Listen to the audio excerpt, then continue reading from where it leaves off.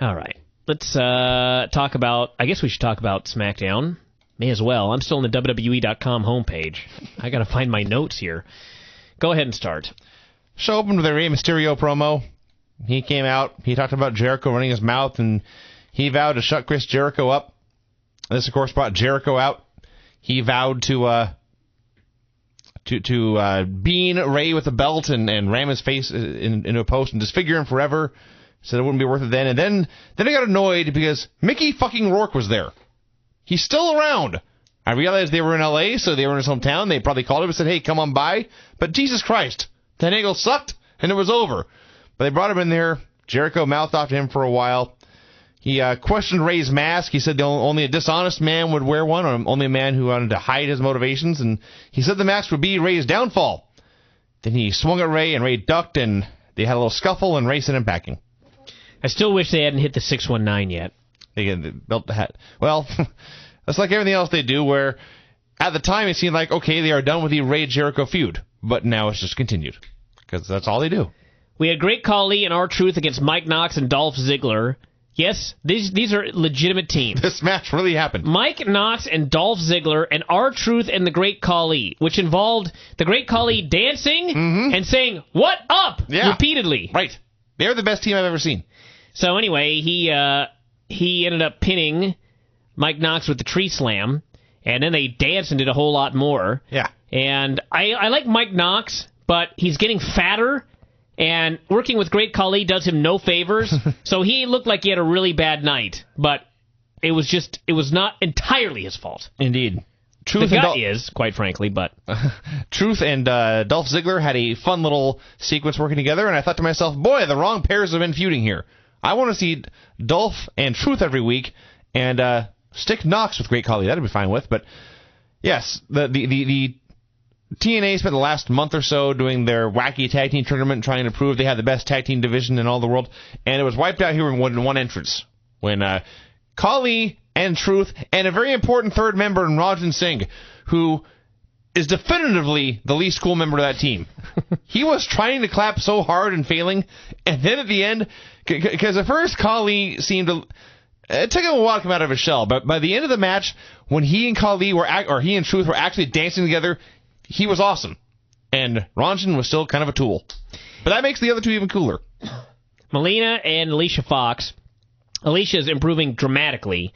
And athletically, I think she was better than Melina in this match. Very possible. And Melina did not have a horrible night, but remember, everybody, this is the taped show now. I watch Melina's matches now, and I try to find the editing. Yeah. And I think I may have seen one, but I can't be sure. So anyway, I guess, what happened? I didn't even write down the finish. I wrote Melina wins. Okay, there you go. Yeah, I spent more time focusing on Alicia's music, which is a cheap knockoff of Nelly's Hot in Here. It's 2009.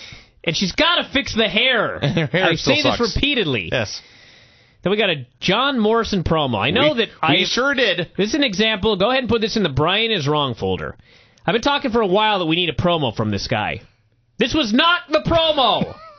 He cut his same goofy William Blake-styled heel promo, except he made fun of another heel, so I guess he was supposed to be the babyface. This was such a monumental fail. He compared his opponent, who I guess was talking about Mark Henry. He compared Mark Henry to a tree. Then he compared himself to a tree, the kind that moves around and sees stuff. And it's almost a direct quote. What does this mean? No one knows. It means he's a geek. Just stop. Just throw out the shtick and just do promos. We had Jeff Hardy coming out doing a promo about the ladder match, and said their feud would end on Sunday. And that's really about it. This went about 20 seconds. He said he'd win. He did a 90-second entrance to speak for 30 seconds. He made his point and it was done. John Morrison faced Umaga in a great little match. I really liked this match. A lot of fun stuff, and ended up with him hitting the springboard kick on Umaga, who flew outside. Morrison went out there, and Umaga just strapped him for the DQ. This fucking sucked, however, this finish. Yeah. If you're going to do a shitty DQ, just, do it quickly. I mean, the one thing that drives me crazy is when you have a match that goes a long-ass time, and then you get a shitty DQ. There are such things as good DQs, where the heel freaks out and has to save his title or something like that. I've seen Edge do it. I've seen other guys do it where the heat is actually on the heel. This was just like the heat's on SmackDown. The heat was on the writers. This was the best you could fucking come up with. What a shitty finish. So that pissed me off. Indeed. But we noted a week ago or 2 weeks ago when Umaga cut his promo. We were like, wow, he can just talk for no reason now. That's kind of dumb. And it's caught the wrestlers off their game as well, because as the bell rang, they started a circle, and Umaga, I believe, said, "Come on, big boy," and Morrison stopped, and he actually said, "That's right, you talk now," and they kept going. But Umaga should not be talking. I mean, well, yes, and then afterwards, after Umaga was DQ'd for strapping Morrison, he strapped the hell out of him for a while until CM Punk made the save. He ran down with his briefcase and walked Umaga in the head. Umaga bailed, and so Punk cut his promo, and this is how if I was in charge of a wrestling company and I was employing CM Punk, this is how I would use him every week. He'd be cutting a promo every single week and wrestling in small amounts. That's what he's good at. His promo was quite good. He talked about how he talked about how he was going to not afraid of the strap match. He had no plan, but he was the guy who always found a way. And when everyone else's promos come off scripted and wooden, his stuff is still good. So that's what he's good at. But after he was done, he and Umaga were still jaw-jacking each other. You can tell it was still like Punk was thinking, why is Umaga talking to me? Crime Time and the world's greatest tag team. This was like the best Crime Time match ever. World's greatest tag team are awesome. Yep. Apparently they're going to be doing a lot of singles matches, and they're not like an official regular team, which makes me want to cry. No, they're still being referred to as the team formerly known as the world's greatest tag team. Just put them together as a fucking team. They're so much better as a team than as singles. I'm actually mostly speaking of Shelton. I think if Haas actually had a chance to have singles matches, they would be significantly better than Shelton's usual fare. But anyway, Shelton hit Shad with the pay dirt for the pin. Nothing to complain about here. No. And, good stuff. All four men looked good. And this was like I guess this was the second really good match in the show, but it felt like more. Free if you count Truth and Khali, which is great in a different way. But SmackDown was on a hell of a roll. Eve and Layla. Roll over. I guess I've seen worse. It was fine, honestly. Their cat fight at the beginning was horrible, I will say that. Then they had a very average match. Eve rolled through a crossbody for the pin. She's won every single contest so far. Good. And then Layla attacked her, and Eve threw her outside, and that was that. So, feud over? No. What was the point of this? Don't know. Where are they leading? At some point, Layla will get her win, and then Eve will have to get her win back. They'll just feud forever. All I know is that this happened 24 hours approximately after Impact when we talked about Sojo Bolt's ass hanging out. Layla's ass made a cameo appearance here.